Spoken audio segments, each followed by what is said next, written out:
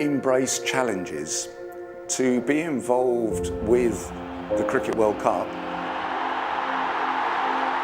to help bring the piece to fruition, is a real privilege for a manufactory.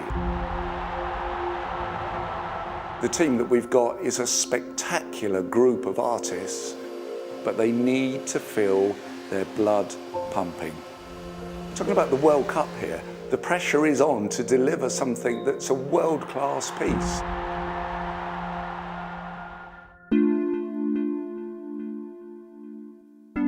It was well designed in the mid-90s by a gentleman named Paul Marsden.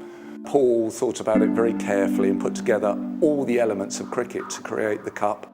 The piece weighs about 11 kilos. Its height is 650 millimetres tall. Quite often you always start with 2D drawings, like drawings that have been done by hand, sketches, that sort of thing. It's always the starting point. And then any sort of computer-aided parts are always an addition to that. My uncle always asks me every time I see him, how am I getting on, what am I up to this time? He loves his cricket, so I was really impressed. Manufacturing is incredibly difficult, and you have to have an inbuilt depth to create these pieces. None of the components you can buy. These sections are fabricated by hand, as a blacksmith would make it.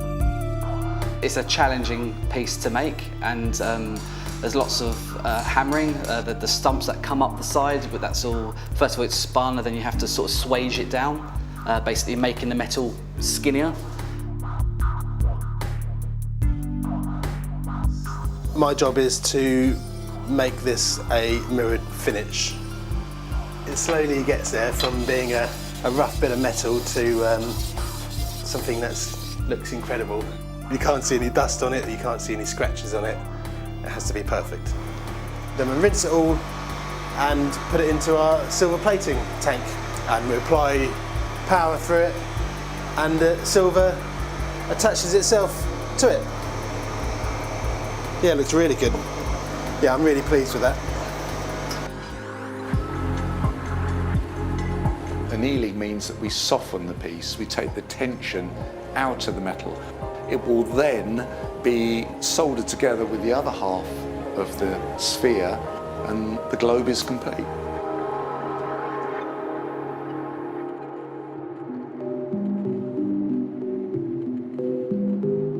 I started in '65, so near on 50 years.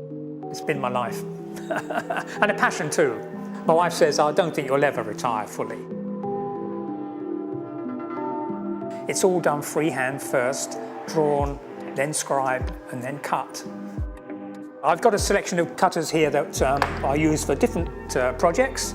Some of these handles are probably 200 years old, maybe. It's in you, it's in your hands. If I'm whistling at the bench, I know I'm doing it okay.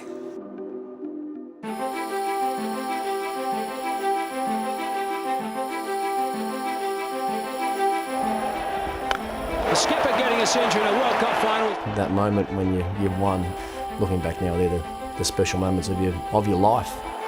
Just an incredible feeling, you know, the holy grail, the pinnacle of one-day international cricket.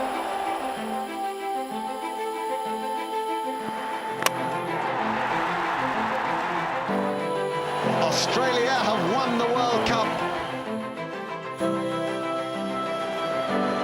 There is a moment when the cup is lifted, where there's a huge intake of breath. Well, in 2003, I actually woke up with it. It was in my bed with me and my wife.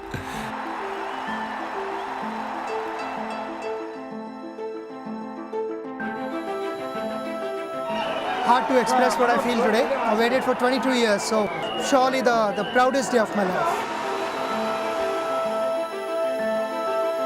We're really proud to be able to win in your own backyard in front of your family and friends. It's a wonderful achievement. To have the Cricket World Cup in our workshop, being made, being presented next year on our own turf, it's a magical moment.